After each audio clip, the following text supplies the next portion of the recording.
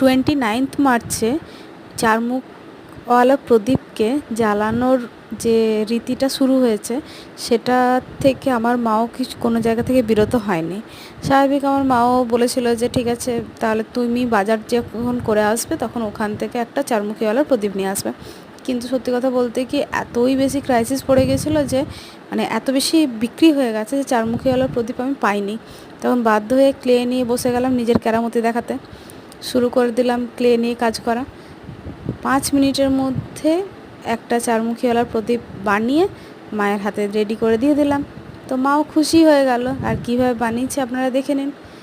প্রথমে ক্লেটাকে বের করে দুটোকে জয়েন করে ভালো করে পেস্ট করে তারপর পাউডার দিয়ে আস্তে আস্তে গোল করে করে 4টা মুখ বানিয়ে দিলাম সিম্পলভাবে। যদি আপনাদের ভিডিও ভালো লাগে চ্যানেলটাকে সাবস্ক্রাইব করে দেবেন, লাইক কমেন্ট অ্যান্ড শেয়ার করে দেবেন। Thank you.